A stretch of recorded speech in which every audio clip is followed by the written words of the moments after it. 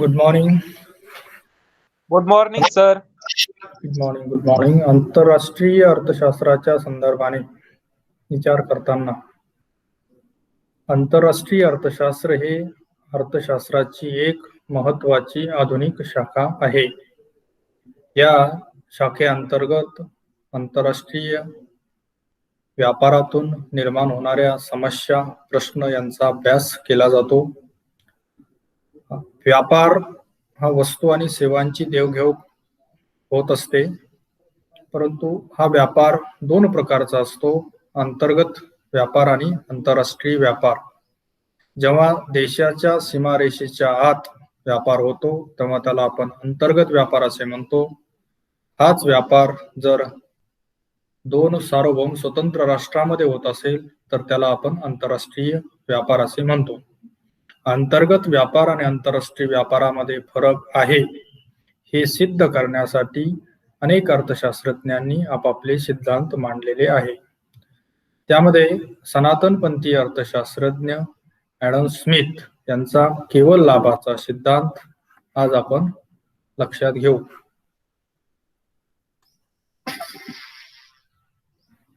PPT दिसती? हो sir, दिसतीये.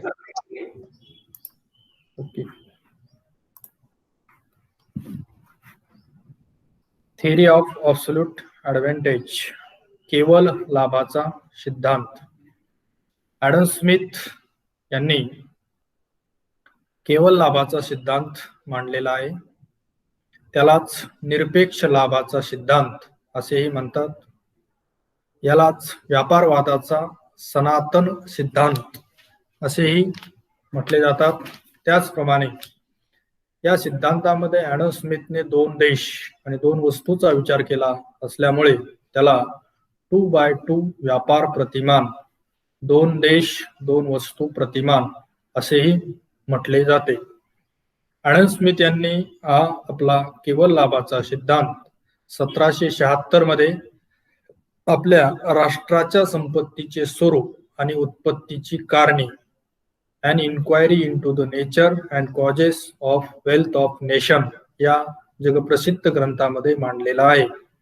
या ग्रंथालाच वेल्थ ऑफ नेशन, राष्ट्राची संपत्ती असंही शॉर्ट मध्ये म्हटलं जातं.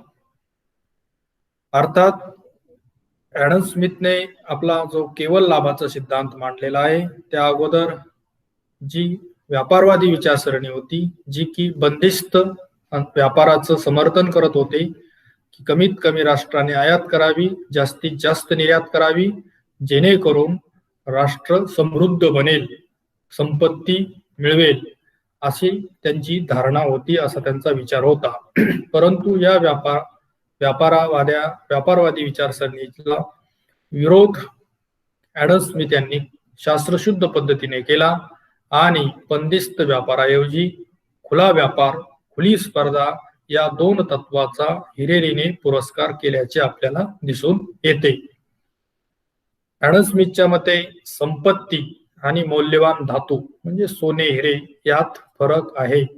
मौल्यवान धातूमुळे कदाचित एखाद्या राष्ट्राचा खजिना वाढेल, कमीत कमी आयात, जास्तीत जास्त निर्यात केल्यामुळे खजिना वाढू शकेल, परंतु संपत्ती नाही. कारण ॲडम स्मिथ म्हणतो की खरी संपत्ती ही मानवी कौशल्य आहे, मानवी कौशल्यात खरी संपत्ती आहे. आणि ॲडम स्मिथने मानवी कौशल्यात वाढ करण्यासाठी दोन तत्वाचा पुरस्कार केलेला आपल्याला दिसून येतो. त्यामध्ये पहिलं तत्व आहे श्रम विभागणी आणि दुसरे तत्व आहे विशेषीकरण. यामुळे देशांतर्गत खऱ्या संपत्तीत वाढ होईल असे स्मिथ यांचं म्हणणं आहे. कारण श्रम विभागणी आणि विशेषीकरणातून संपत्तीत वाढ एखादं राष्ट्र करू शकते, हे त्याने सकारण स्पष्ट केलेलं आहे. आणि अर्थात आंतरराष्ट्रीय व्यापार हा सर्वच राष्ट्रांना लाभदायक असतो. तो जागतिक उत्पादनात आणि उत्पन्नात देखील वाढ घडवून आणतो. या मताच्या समर्थनार्थ ॲडम स्मिथ यांनी आपला केवळ लाभाचा सिद्धांत मांडलेला आहे. म्हणजे ॲडम स्मिथचा सिद्धांत समजून घेत असताना ॲडम स्मिथच्या अगोदर जी व्यापारवादी विचारसरणी होती त्या व्यापारवादी विचारसरणीने बंदिस्त व्यापाराचं समर्थन केलं, तर ऍडम स्मिथ यांनी खुल्या व्यापाराचं समर्थन करून आंतरराष्ट्रीय व्यापार हा सर्वांना लाभदायक ठरेल, कसा ठरेल हे त्याने आपलं या ठिकाणी केवळ लाभाच्या सिद्धांतामध्ये स्पष्ट केल्याचे आपल्याला दिसून येते. अर्थात हा सिद्धांत मांडताना त्यांनी काही प्रमुख ग्रहितांचा विचार केलेला आहे. ती ग्रहिते पुढील प्रमाणे आहेत. त्यामध्ये पहिलं गृहीत आहे की दोन देश, आंतरराष्ट्रीय व्यापार हा दोन सार्वभौम देशामध्ये होतो, असं या ठिकाणी ऍडम स्मिथ यांनी गृहीत धरलेलं आहे. त्यानंतर दुसरं गृहीत आहे की दोन वस्तू असतात, दोन देशामध्ये दोन वस्तूंची आयात निर्यात होते. दोन्ही वस्तू या जीवनावश्यक असतात, त्यामुळं आंतरराष्ट्रीय व्यापाराच्या अगोदर दोन्ही देशामध्ये दोन्ही वस्तूंची निर्मिती ही होत असते. दोन देश दोन वस्तू, म्हणूनच या गृहीताच्या आधारे केवळ लाभाच्या सिद्धांताला 2x2 मॉडेल, 2x2 प्रतिमान असंही म्हटलं जातं. त्यानंतर तिसरं महत्वाचं गृहीत आहे, प्रत्येक देश एकाच वस्तू उत्पादनात विशेषीकरण करतो आणि दुसऱ्या वस्तूची दुसऱ्या देशाकडून आयात करतो. म्हणजे दोन वस्तू दोन देशामध्ये आयात निर्यात होत असताना एक देश एका वस्तूमध्ये विशेषीकरण करतो आणि ज्या वस्तूमध्ये तो विशेषीकरण करतो त्या वस्तूची तो निर्यात करतो आणि दुसरी वस्तू दुसऱ्या देशाकडून आयात करतो.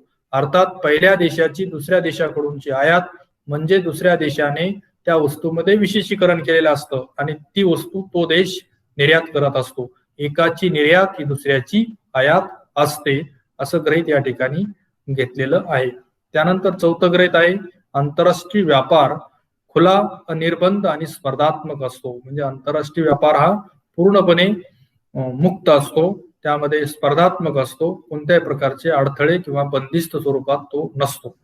त्यानंतर पाचवं एक महत्वाचं गृहीत या ठिकाणी घेतलेलं आहे की श्रम मूल्य सिद्धांत हा या सिद्धांताचा मुख्य आधार आहे.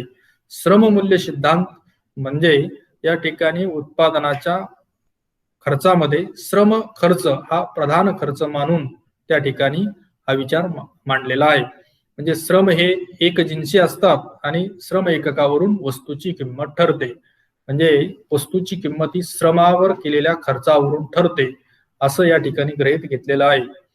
दोन वस्तूमधील विनिमय हा त्या वस्तूमध्ये सामावलेल्या सापेक्ष श्रम मात्रेवरून ठरतो. म्हणजे ज्या वस्तूमध्ये श्रम मात्रा जास्त असेल त्या वस्तूची किंमत जास्त असेल आणि ज्या वस्तूसाठी श्रम मात्रा कमी लागतात त्या वस्तूची किंमत ही कमी असेल, असं मानणारा हा श्रम मूल्य सिद्धांत आहे आणि हा या सिद्धांताचं गृहीत आहे. या गृहीत परिस्थितीमध्ये ऍडम स्मिथ यांनी आपला केवळ लाभाचा, निरपेक्ष लाभाचा सिद्धांत मांडलेला आहे. या सिद्धांतामध्ये तो काय म्हणतो की उत्पादन खर्चातील तफावत जेव्हा दोन वस्तूच्या बाबत दोन देशामध्ये केवळ स्वरूपाची म्हणजेच निरपेक्ष स्वरूपाची असते, त्यावेळी दोन वस्तूबाबत दोन्ही देशांना व्यापारातून लाभ होतो. म्हणजे उत्पादन खर्चातील तफावत जी की श्रम मात्रेमध्ये व्यक्त केलेला खर्च आहे, श्रम मात्रेमध्ये व्यक्त केलेल्या खर्चामध्ये जेव्हा दोन देशामध्ये दोन वस्तूच्या बाबत फरक असतो आणि तो फरक निरपेक्ष स्वरूपाचा, केवळ स्वरूपाचा असतो, तेव्हा अशा परिस्थितीमध्ये जर आंतरराष्ट्रीय व्यापार अस्तित्वात आला तर दोन्ही देशांना लाभ होतो, असं या सिद्धांतामध्ये ऍडम स्मिथ यांनी सांगितलेलं आहे, सिद्ध केलेलं आहे. उत्पादन खर्चातील तफावत जेव्हा दोन देशामध्ये निरपेक्ष स्वरूपाची असते, अशा परिस्थितीत जर आंतरराष्ट्रीय व्यापार अस्तित्वात आला तर दोन्ही वस्तूच्या बाबत दोन्ही देशांना लाभ होतो. हा लाभ कसा होतो या बाबतीत त्यांनी एक उदाहरण दिलेलं आहे, त्याचा आपण विचार करू. केवळ लाभाच्या सिद्धांताचं स्पष्टीकरण समोरच्या उदाहरणावरून आपल्याला करता येईल. या ठिकाणी गृहीतच असं घेतलेलं आहे की श्रम एककात व्यक्त केलेला खर्च म्हणजे श्रम खर्च हाच मुख्य खर्च आहे, असं गृहीत धरून हा सिद्धांत मांडलेला आहे. त्या ठिकाणी देश क्रमांक 1 आणि देश क्रमांक 2 असे दोन देश आहेत आणि दोन वस्तू आहेत, ए वस्तू आणि बी वस्तू. म्हणजे या ठिकाणी दोन देश आहेत, देश 1 देश 2 आणि दोन वस्तू आहेत. ए वस्तू आणि बी वस्तू. या ठिकाणी या तक्त्याचं वाचन जर करताना आपल्याला असं लक्षात येतं की देश क्रमांक 1 मध्ये ए वस्तूचा श्रम एककात व्यक्त केलेला उत्पादन खर्च 10 इतका आहे, 10 श्रम मात्रा इतका आहे. तर देश क्रमांक 1 मध्ये बी वस्तूचा श्रम एककात व्यक्त केलेला उत्पादनाचा खर्च 20 इतका आहे. म्हणजे या ठिकाणी ए वस्तूचा श्रम खर्च हा 10 इतका आहे आणि बी वस्तूचा श्रम खर्च 20 इतका आहे. तर देश क्रमांक 2 ची स्थिती जर आपण लक्षात घेतली तर श्रम एककात व्यक्त केलेला खर्च हा देश क्रमांक 2 मध्ये ए वस्तूसाठी 20 श्रम मात्रा इतका आहे, तर बी वस्तूसाठी 10 श्रम मात्रा इतका आहे. म्हणजे देश क्रमांक 1 मध्ये ए वस्तूसाठी 10 श्रम लागतात तर बी वस्तूसाठी 20 श्रम लागतात, आणि देश क्रमांक 2 मध्ये ए वस्तूसाठी 20 श्रम लागतात तर बी वस्तूसाठी 10 श्रम लागतात. अशा पद्धतीने जर परिस्थिती असेल तर अशा परिस्थितीत ॲडम स्मिथ म्हणतो या दोन वस्तूच्या बाबत दोन देशामध्ये श्रम एककातली खर्च जो व्यक्त केलेला आहे तो जर अशा पद्धतीने असेल, त्यामध्ये केवळ स्वरूपाचा जर फरक असेल तर त्या ठिकाणी आंतरराष्ट्रीय व्यापारातून लाभ दोन्ही देशांना होतो. या उदाहरणामध्ये देश क्रमांक 1 ए आणि बी वस्तूचं उत्पादन करताना आपल्याला दिसून येतं की ए वस्तूचा खर्च हा बी वस्तूच्या तुलनेत कमी आहे. म्हणजेच या ठिकाणी देश क्रमांक 1 हा ए वस्तूच्या बाबतीत कसा आहे, कार्यक्षम आहे का अकार्यक्षम आहे?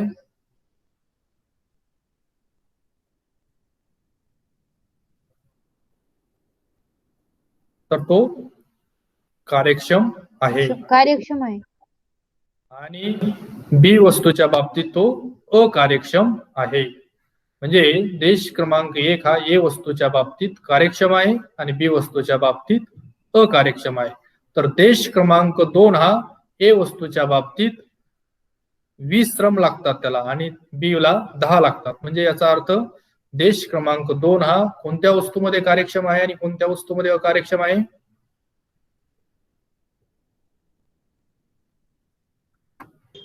देश क्रमांक 2 सर ए वस्तूच्या बाबतीत कार्यक्षम आहे आणि बी वस्तूच्या बाबतीत अकार्यक्षम आहे. कशावरून म्हणतो तो देश क्रमांक 2 हा ए वस्तूत कार्यक्षम आहे, तिथं 20 श्रमिक लागतात आणि इकडं 10 लागतात. म्हणजे खर्च कशात जास्त आहे, ए साठी का बी साठी? ए साठी. मग खर्च जास्त असल्यास तो कार्यक्षम असेल का अकार्यक्षम? हा सर अकार्यक्षम. अकार्यक्षम असेल. म्हणजे काय म्हणायचं, देश क्रमांक 2 हा ए वस्तूच्या बाबतीत अकार्यक्षम आहे आणि कार्यक्षम. बी च्या बाबतीत कार्यक्षम आहे. कार्यक्षम. ओके. हो सर. तर ह्या उदाहरणावरून आपल्याला असं लक्षात येतं की देश क्रमांक 1 हा ए वस्तूच्या उत्पादनाबाबत देश क्रमांक 2 पेक्षा कार्यक्षम आहे आणि देश क्रमांक 2 हा बी वस्तूच्या उत्पादनाबाबत देश क्रमांक 1 पेक्षा अधिक कार्यक्षम आहे. बरोबर आहे. देश क्रमांक 1 हा बी वस्तूच्या तुलनेत ए वस्तूच्या बाबतीत अंतर्गत अर्थव्यवस्थेमध्ये कार्यक्षम आहे, तर देश क्रमांक 2 हा ए वस्तूच्या तुलनेत बी वस्तूमध्ये कार्यक्षम. म्हणजे देश क्रमांक 1 हा ए वस्तूमध्ये कार्यक्षम आहे आणि देश क्रमांक 2 हा बी वस्तूमध्ये कार्यक्षम आहे. आणि अशा परिस्थितीमध्ये जर आंतरराष्ट्रीय व्यापार अस्तित्वात आला तर ॲडम स्मिथ म्हणतो श्रम विभागणी आणि विशेषीकरणाच्या आधारे जो देश ज्या वस्तूमध्ये कार्यक्षम आहे त्या वस्तूमध्ये विशेषीकरण करून त्या वस्तूची निर्यात करेल आणि दुसऱ्या वस्तूची आयात करेल. या उदाहरणामध्ये देश क्रमांक 1 हा ए वस्तूच्या बाबतीत अधिक कार्यक्षम असल्यामुळे ए वस्तूच्या उत्पादनात श्रम विभागणी आणि विशेषीकरण करून ए वस्तूच्या उत्पादनामध्ये वाढ करेल, ए वस्तूची निर्यात करेल आणि त्या बदल्यात बी वस्तूची आयात करेल. देश क्रमांक 1 हा बी वस्तूची आयात करेल.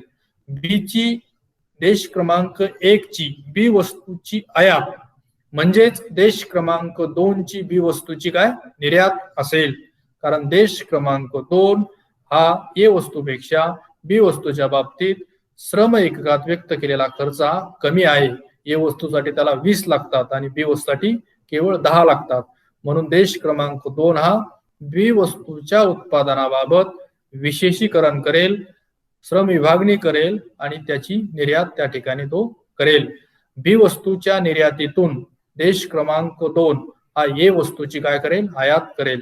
म्हणजे जर देश क्रमांक 1 आणि देश क्रमांक 2 मध्ये ए आणि बी या दोन वस्तूच्या बाबत केवळ स्वरूपाची तफावत असेल, केवळ स्वरूपाचा फरक असेल, निरपेक्ष फरक असेल, तर अशा परिस्थितीमध्ये आंतरराष्ट्रीय व्यापारातून देश 1 आणि देश 2 या दोन्ही देशांना लाभ होईल, हे या ठिकाणी ॲडम स्मिथ यांनी स्पष्ट केलेलं आहे.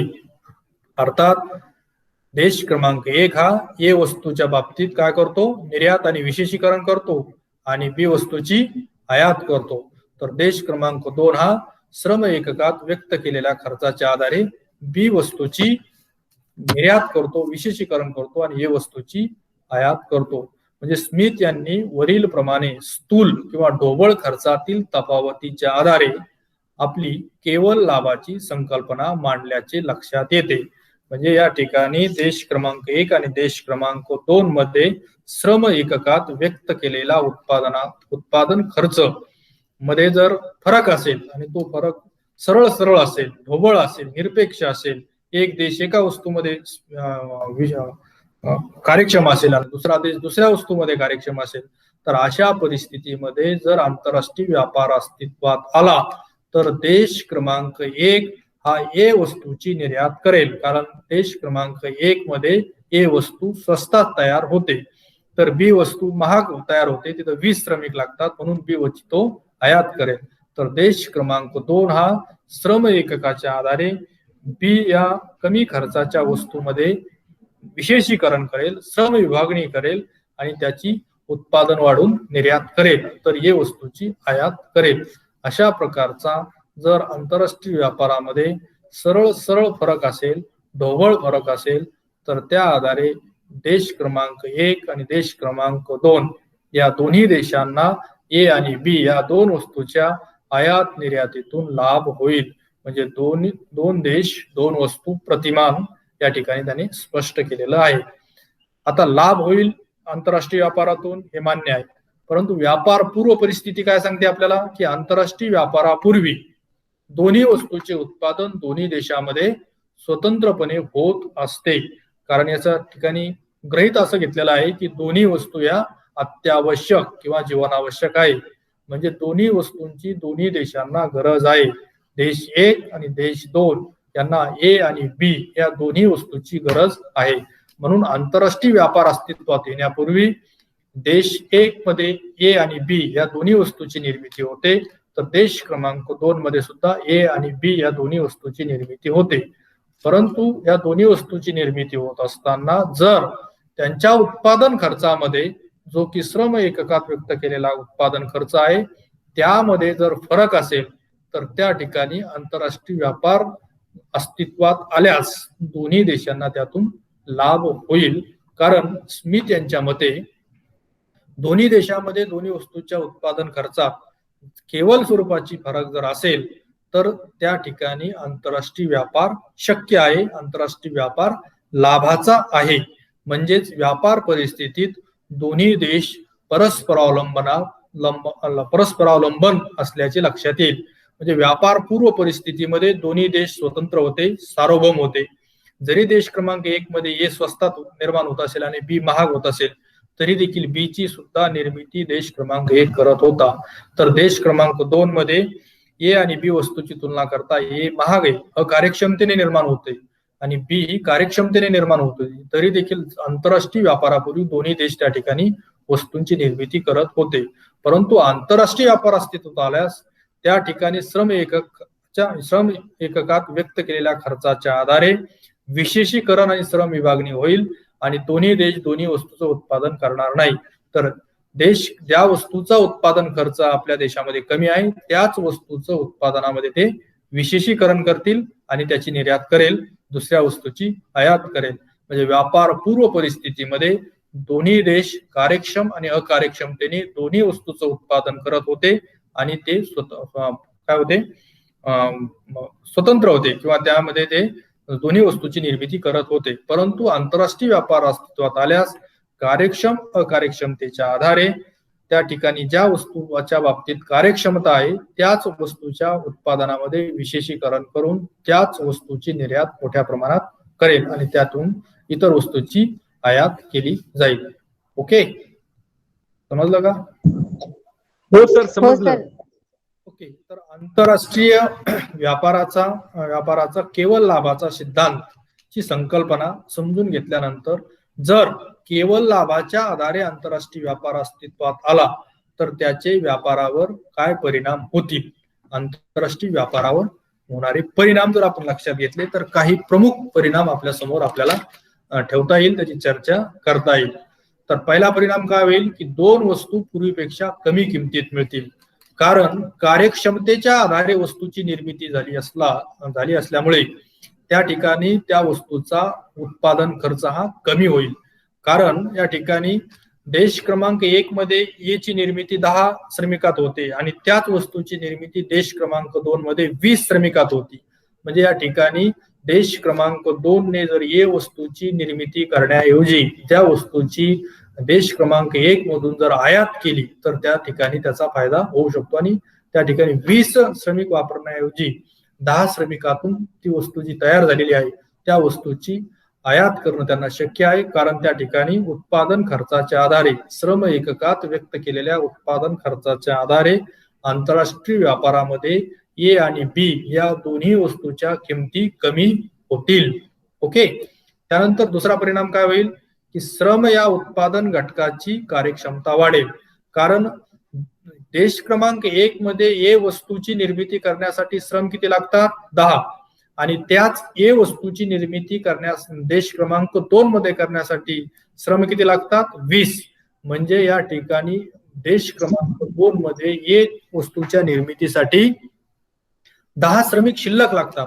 ते श्रमिक वाचल्या जातील. ते श्रमिक त्या ठिकाणी त्याची कार्यक्षमता वाढून ते श्रमिक ए वस्तूऐवजी बी वस्तूऐवजी ए वस्तूऐवजी बी वस्तूमध्ये टाकले जाईल आणि देश क्रमांक 1 मध्ये बी चे श्रमिक ए मध्ये टाकले जातील आणि त्यातून श्रमिकाची कार्यक्षमता वाढेल, श्रमिक अकार्यक्षमता त्यांची कमी होईल. त्यानंतर आंतरराष्ट्रीय व्यापारावर एक परिणाम होईल की आंतरराष्ट्रीय व्यापारामध्ये वस्तू उत्पादनाचे विशेषीकरण, स्पेशलायझेशन होईल. म्हणजे आंतरराष्ट्रीय व्यापारापूर्वी दोन्ही वस्तू दोन्ही देशामध्ये निर्माण होत होत्या, परंतु जर आंतरराष्ट्रीय व्यापार अस्तित्वात आला तर परस्पर अवलंबनातून विशेषीकरण वाढेल आणि देश क्रमांक 1 हा ए वस्तूमध्ये विशेषीकरण करेल आणि देश क्रमांक 2 हा बी वस्तूमध्ये विशेषीकरण करेल. म्हणजे स्पेशलायझेशन होईल आणि आपल्याला माहिती आहे की विशेषीकरणाच्या आधारे उत्पादनाचा खर्च हा कमी करता येतो, उत्पादन घटकाची बचत करता येते आणि उत्पादन घटकाचा कार्यक्षमता वाढून जागतिक उत्पादनात देखील वाढ होऊ शकते. त्यानंतर आंतरराष्ट्रीय व्यापारातले सहकार्य आणि प्रश्न सुद्धा वाढतील. म्हणजे आंतरराष्ट्रीय व्यापार जेव्हा अस्तित्वात येतो तेव्हा एकमेकाला सहकार्य केलं जातं, एकमेकाच्या गरजा एकमेक पूर्ण केल्या जातात, सोबत प्रश्न देखील निर्माण होतील. म्हणजे आंतरराष्ट्रीय व्यापाराचा परिणाम केवळ लाभाच्या आधारे आंतरराष्ट्रीय व्यापार अस्तित्वात आला तर त्या ठिकाणी आंतरराष्ट्रीय सहकार्य वाढेल. देश क्रमांक 1 आणि देश क्रमांक 2 ए बी वस्तूची आयात निर्यात करतील, अर्थात त्यातून काही प्रश्न सुद्धा निर्माण होतील. हा देखील एक परिणाम त्या ठिकाणी आपल्याला दिसून येईल. त्यासोबत जागतिक उत्पादनात वाढ होईल, कारण देश क्रमांक 1 मध्ये 10 श्रमिक आहे आणि देश क्रमांक 2 मध्ये 20 श्रमिकाच्या आधारे देश क्रमांक 1 मध्ये 10 श्रमिकात 1 ए आणि 20 श्रमिकात 1 बी. म्हणजे देश क्रमांक 1 मध्ये एकूण श्रमिक किती आहे, 10 आणि प्लस 20 30 आणि एक ए आणि एक बी अशा 2 ए बी तयार करत होते, बरोबर आहे. 30 श्रमिकाच्या सहाय्याने एक ए आणि एक बी अशा 2 ए बी निर्माण करतात. जर हे 30 श्रमिक या ठिकाणी जर देश क्रमांक 1 ने ए वस्तूसाठी वापरल्या तर एक वस्तूसाठी 10 श्रमिक म्हणजे 30 श्रमिकात 3 ए तयार होईल. म्हणजे पूर्वी आंतरराष्ट्रीय व्यापारापूर्वी देश क्रमांक 1 मध्ये एक ए आणि एक बी अशा 2 ए बी तयार होत होते. तर हे 30 श्रमिक विशेषीकरणाच्या आधारे कार्यक्षमतेच्या आधारे देश क्रमांक 1 ने जर ए वस्तूसाठी वापरल्या तर ए वस्तूचं उत्पादन हे 3A होईल. म्हणजे पूर्वी 2AB आता 3A, म्हणजे एक वस्तूचं उत्पादन वाढेल. त्याचप्रमाणे देश क्रमांक 2 मध्ये सुद्धा ए पेक्षा बी चा श्रम खर्च कमी असल्यामुळे बी वस्तूमध्ये विशेषीकरण करून त्यामधले सुद्धा 30 श्रमिक जर बी वस्तूसाठी वापरले तर 3B तयार होईल. म्हणजे पूर्वी देश क्रमांक 1 हा 2AB आणि देश क्रमांक 2 हा 2AB, 2AB plus 2AB 4AB तयार होत होत्या. 2A आणि 2B असे 4 वस्तू तयार होत होत्या. आता किती होईल आंतरराष्ट्रीय व्यापारामुळे? 3A प्लस 3B, म्हणजे एक वस्तूचं उत्पादन त्या ठिकाणी वाढेल. हा कशाचा परिणाम असेल? आंतरराष्ट्रीय व्यापाराचा. केवळ लाभाच्या आधारे जर आंतरराष्ट्रीय व्यापार केला तर जागतिक उत्पादनात वाढ होईल, हे या ठिकाणी ॲडम स्मिथ यांना स्पष्ट करायचं आहे. त्याचप्रमाणे जर उत्पादन पूर्वी 2A आणि 2B होते, आता 3A आणि 3B, म्हणजे जागतिक उत्पादनात वाढ झाली. उत्पादनात जर वाढ झाली तर पुरवठ्यात वाढ होईल, पुरवठ्यात वाढ झाली तर किमती काय होतील? कमी होतील. आणि कमी किमतीत त्या वस्तू दोन्ही देशांना मिळतील. म्हणजे पहिलाच परिणाम लिहिला आपण की दोन्ही वस्तू पूर्वीपेक्षा कमी किमतीत मिळतील. त्यासोबत उत्पादनाचा खर्च देखील काय होईल? कमी होईल. कारण विशेषीकरणाच्या आधारे कमी खर्चात ज्या देशामध्ये जी वस्तू तयार होते त्या वस्तूमध्येच तो देश विशेषीकरण करतो आणि त्यामुळे आंतरराष्ट्रीय व्यापारातून लाभ अनुभवास येतो. म्हणजे देश क्रमांक 1 ला ए वस्तूच्या उत्पादनाबाबत केवळ लाभ अनुभवता येतो, तर देश क्रमांक 2 ला बी वस्तूच्या उत्पादनाबाबत केवळ लाभ अनुभवता येतो. हे ॲडम स्मिथ यांनी आपल्या केवळ लाभाच्या सिद्धांतामध्ये स्पष्ट केलेलं आहे. ओके, लक्षात आलं? हो सर. ओके, तर या सिद्धांतावर काही टीका सुद्धा त्या ठिकाणी करता येतात की आंतरराष्ट्रीय व्यापार हा फक्त 2 देशांमध्ये होत नाही. आजच्या आधुनिक काळात जर आपण विचार केला की 2 देश आहे आणि 2 वस्तू आहे, तर हे आपल्याला चुकीचं वाटू शकतं. कारण आज जागतिकीकरणाच्या काळामध्ये बहु वस्तूचं उत्पादन करताना दिसून येतात. या ठिकाणी अनेक देश जागतिकीकरणाच्या प्रक्रियेमध्ये सहभागी आहे आणि जवळपास WTOचे जे सगळे सदस्य राष्ट्र आहेत ते सगळेच राष्ट्र कमी अधिक प्रमाणात जागतिक व्यापारामध्ये सहभागी होताना आपल्याला दिसून येतात. म्हणजे आज एकाच वेळेस अनेक देश अनेक वस्तूंच्या बाबतीत आयात निर्यात करताना दिसून येतात. म्हणजे 2 देश आणि 2 वस्तूच्या आधारे आंतरराष्ट्रीय व्यापाराचं विश्लेषण करणं हे आज कितपत योग्य आहे इथपर्यंत त्यावर आपल्याला टीका करता येते. त्याचप्रमाणे आंतरराष्ट्रीय व्यापार हा केवळ 2 वस्तूच्या बाबत होत नाही आणि 2 देशांमध्ये पण होत नाही. म्हणजे आज अनेक देश अनेक वस्तूच्या बाबतीत आयात निर्यात करताना दिसून येतात. त्यानंतर दुसरी एक महत्वाची टीका या ठिकाणी केली जाते, कारण या सिद्धांताचं मुख्य गृहीत आहे की श्रम मूल्य सिद्धांत, आणि श्रम हे एक जिन्सी असतात आणि एक असं त्यांनी गृहीत धरलेलं आहे. परंतु प्रत्यक्षात आज आपण जर उत्पादन खर्चाचा विचार केला तर भूमी, श्रम, भांडवल आणि संयोजक या उत्पादन घटकामध्ये श्रम हा घटक आज प्रधान खर्च राहिलेला नाही. तर श्रमाव्यतिरिक्त आज तंत्रज्ञान, भांडवल हा खर्च महत्वाचा मानला जातो. काही ठिकाणी भूमी हा घटक महत्वाचा मानला जातो. श्रम हा आज दुय्यम घटक आहे आणि श्रम हा एक जिन्सी नसतो आणि एकमेव पण नसतो, कारण सर्व श्रमिकांची शारीरिक, मानसिक, बौद्धिक क्षमता ही सारखी असताना आपल्याला दिसून येत नाही. म्हणूनच त्या ठिकाणी प्रत्येक श्रमिक हा एक जिन्सी असू शकत नाही आणि श्रम खर्च हा आज मुख्य खर्च राहिलेला नाही, अशी टीका या ठिकाणी आपल्याला करता येईल. त्यानंतर पुढची एक टीका आपल्याला करता येईल की वाहतूक खर्चाकडे दुर्लक्ष. म्हणजे ॲडम स्मिथ म्हणतो की देश क्रमांक 1 मध्ये ए वस्तू कमी खर्चात तयार होते म्हणून त्यांनी त्या ठिकाणी विशेषीकरण करावं आणि ए वस्तूची निर्यात देश क्रमांक 2 मध्ये करावी. तर देश क्रमांक 2 मध्ये बी वस्तूचा उत्पादन खर्च कमी असल्यामुळे त्यामध्ये विशेषीकरण करून त्यांनी ती वस्तू त्या ठिकाणी निर्यात करावी. परंतु प्रत्यक्ष वस्तूची आयात निर्यात करताना वाहतूक खर्चाकडे लक्ष देणं गरजेचं आहे. वाहतूक खर्च हा आज आधुनिक काळामध्ये एक महत्वाचा खर्च मानला जातो, कारण वाहतूक खर्चामुळे त्या ठिकाणी वस्तूच्या किमतीमध्ये फरक पडू शकतो, वस्तूच्या किमती वाढू शकतात.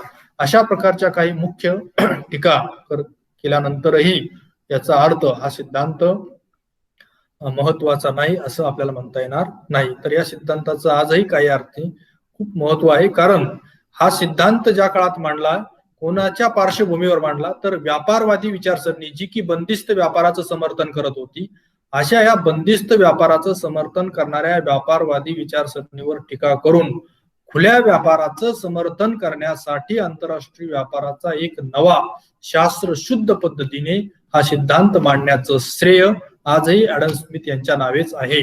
म्हणजे व्यापारवादी विचारसरणी पेक्षा ॲडम स्मिथ हा खूप पुढे गेलेला होता, हे या सिद्धांताचं महत्व आहे. अर्थात आंतरराष्ट्रीय व्यापाराचा हा पहिला शास्त्रशुद्ध आणि तर्कशुद्ध सिद्धांत आहे, अशी ही या सिद्धांताची ओळख आहे.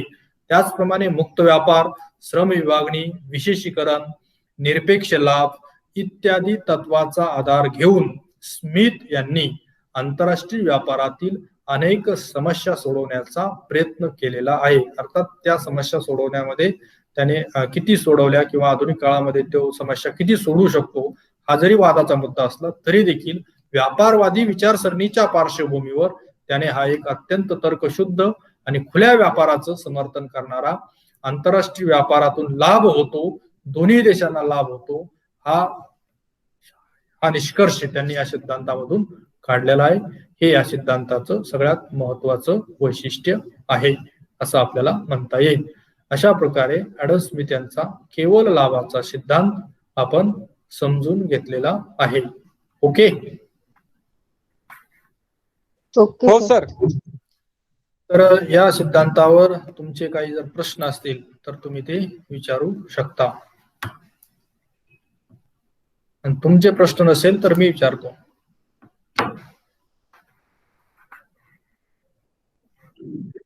सर समजलंय. तर आंतरराष्ट्रीय व्यापाराचा हा जो केवळ लाभाचा सिद्धांत मांडलेला आहे, तर या सिद्धांताच्या आधारे ॲडम स्मिथ यांनी जो केवळ फरक विचारात घेतलेला आहे, तर केवळ फरक किंवा ढोबळ फरक म्हणजे काय, कोण सांगतो? स्थूल खर्चातील फरक, त्यालाच केवळ लाभाची संकल्पना असे म्हटतात. तर केवळ लाभ म्हणजे काय, बोला. सर केवळ लाभ मध्ये जे अगोदर दोनच वस्तू बनत होत्या त्याच्याऐवजी आता विशेषीकरण केलेल्या वस्तूमध्येच 3 वस्तू तयार होऊन आंतरराष्ट्रीय बाजारपेठेत त्याला जास्त भाव मिळत आहे. केवळ फरक म्हणजे काय की एक देश एका वस्तूमध्ये विशेषीकरण करतो तर दुसरा देश दुसऱ्या वस्तूमध्ये विशेषीकरण करतो. म्हणजे या ठिकाणी दोन्ही देश दोन्ही वस्तूच्या बाबतीत वेगवेगळ्या वस्तूमध्ये कार्यक्षम आहे. देश क्रमांक 1 हा कोणत्या वस्तूमध्ये कार्यक्षम आहे? ए वस्तूमध्ये. तर देश क्रमांक 2 कोणत्या वस्तूमध्ये कार्यक्षम आहे? बी. जो देश ज्या वस्तूमध्ये कार्यक्षम आहे त्या वस्तूच्या बाबतीत तो विशेषीकरण करेल आणि त्याची तो निर्यात करेल. तर दुसरा देश, एका देशाची निर्यात म्हणजे दुसऱ्या देशाची काय असते? ती आयात. देश क्रमांक 1 ची ए वस्तूची निर्यात म्हणजेच ए वस्तूची आयात कोणाची असेल? बी वस्तूची. देश क्रमांक 2 ची क्रमांक 2. देश क्रमांक 1 ची ए वस्तूची निर्यात म्हणजेच ए वस्तूची आयात कोण करतं? देश क्रमांक 2 हा ए वस्तूची काय करतो? आयात करतो. देश क्रमांक 2 ची बी वस्तूची निर्यात म्हणजेच बी वस्तूची आयात कोण करतं? देश क्रमांक 1. म्हणजे एका वस्तूची निर्यात ही दुसऱ्या वस्तूची आयात असते. ओके. व्यापार पूर्व परिस्थितीमध्ये जी स्वयंपूर्णता असते ती व्यापार परिस्थितीमध्ये परावलंबनाची परिस्थिती निर्माण होते. असं का होतं बरं? आंतरराष्ट्रीय व्यापारापूर्वी दोन्ही देश दोन्ही वस्तूच्या बाबतीत स्वयंपूर्ण होती, स्वतः उत्पादन करत होती. अर्थात एक वस्तू कार्यक्षमतेने आणि दुसरी अकार्यक्षमतेने. परंतु आंतरराष्ट्रीय व्यापारामुळे ही स्वयंपूर्णता संपुष्टात येते. कशी? सर जेव्हा देश क्रमांक 1 ए वस्तूमध्ये विशेषीकरण करतो तर केवळ लाभाच्या सिद्धांतानुसार तो बी वस्तूचे उत्पादन करायचे सोडून देतो आणि त्याला पूर्णपणे देश क्रमांक 2 वरती अवलंबून राहावं लागतं. म्हणून ते परस्पर अवलंबी आहे. बरोबर आहे. की देश क्रमांक 1 आणि देश क्रमांक 2 मध्ये दोन्ही वस्तूचे उत्पादन करतात आणि दोन्ही वस्तू कशा आहे या कसं काय गृहीत धरलेल्या ॲडम स्मिथ यांनी ए आणि बी या दोन्ही वस्तू कोणत्या आहे आवश्यक वस्तू आहे जीवन आवश्यक गरजेच्या वस्तू आहे आणि त्यामुळे दोन्ही वस्तूची गरज दोन्ही देशांना आहे त्यामुळे दोन्ही वस्तूची निर्मिती दोन्ही देशांमध्ये आंतरराष्ट्रीय व्यापारापूर्वी होत होती परंतु आंतरराष्ट्रीय व्यापारानंतर त्या ठिकाणी दोन्ही वस्तूची निर्मिती त्या ठिकाणी एक एक वस्तूची निर्मिती होताना आपल्याला दिसून येते ओके हो सर हो सर